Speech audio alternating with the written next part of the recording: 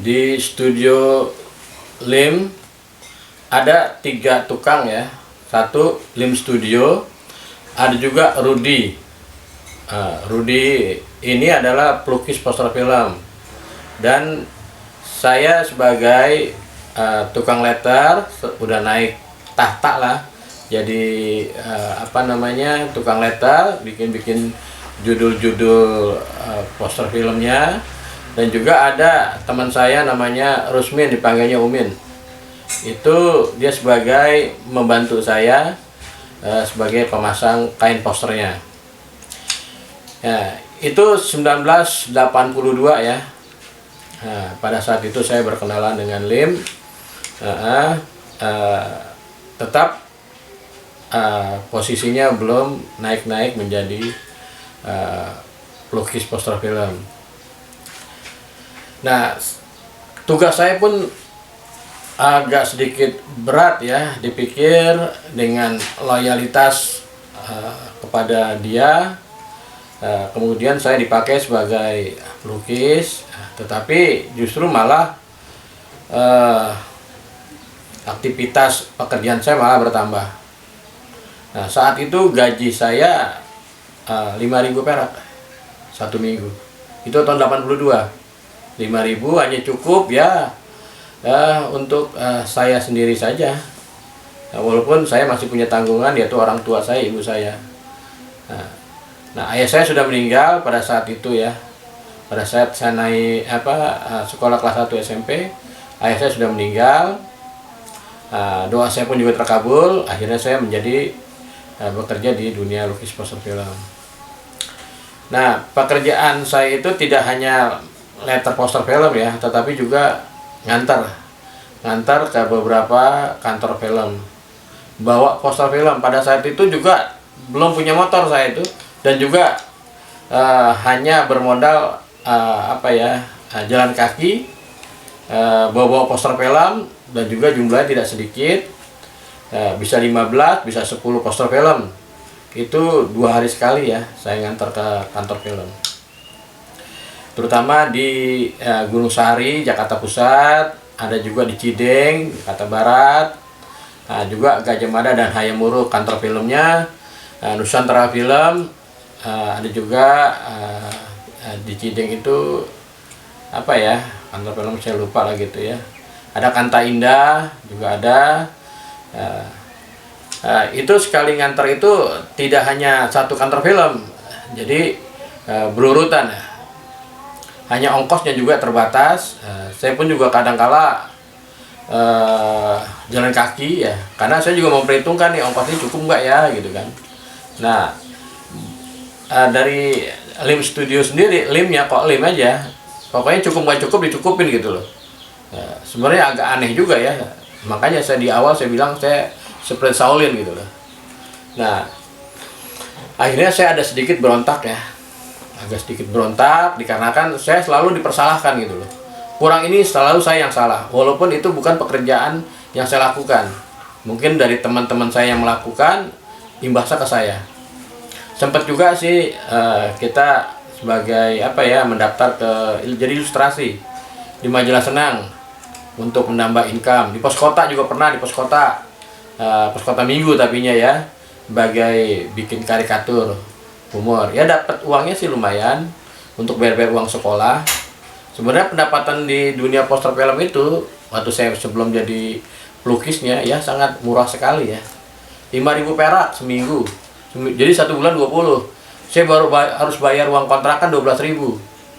Nah, itu nggak memadai banget, nggak cukup banget. Dan juga saya juga punya pemikiran akhirnya agak sedikit kriminal juga ya.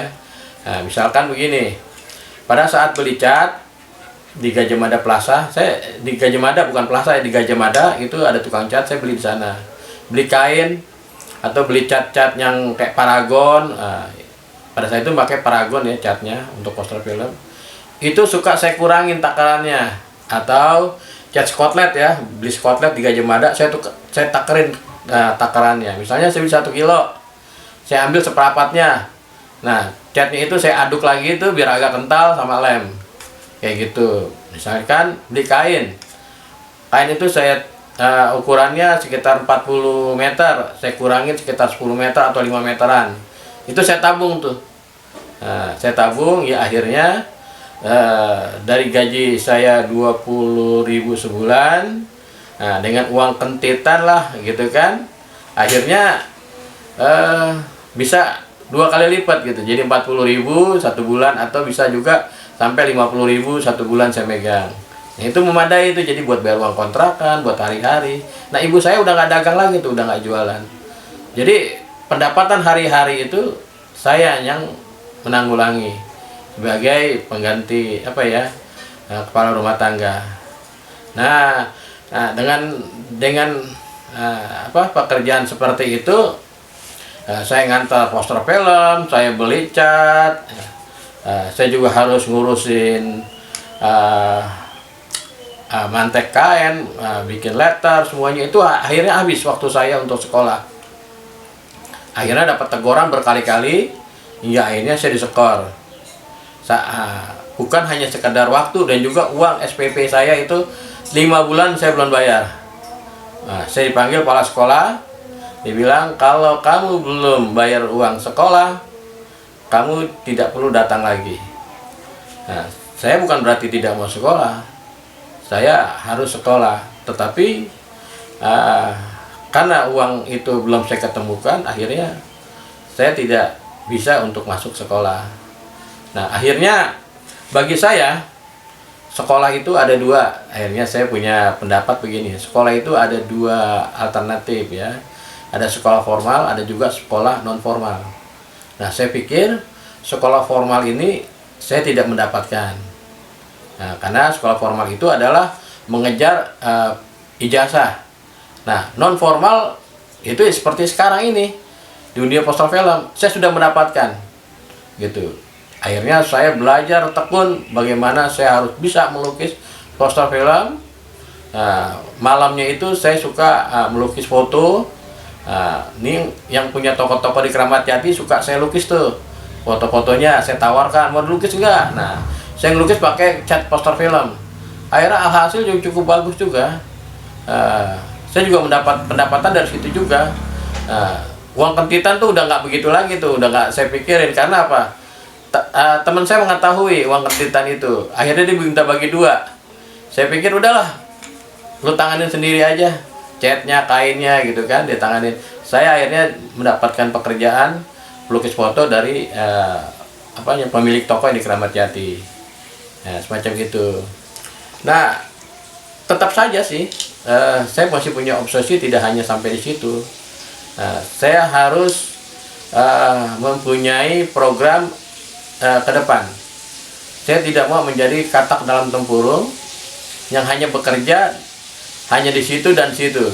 Karena saya punya modal pengalaman berkenalan pada pelukis-pelukis studio-studio lain.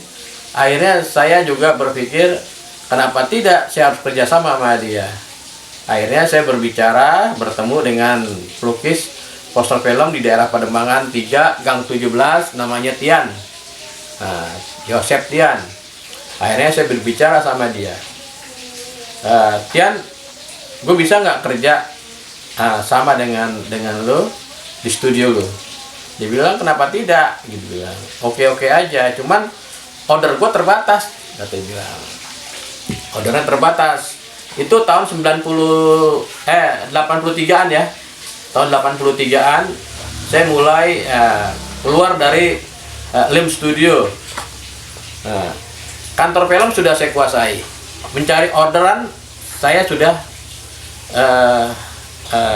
dapati. Akhirnya orderan yang saya cari di luar, saya kerjakan sendiri di Tian, di Pademangan, namanya Studio Lukis Tian.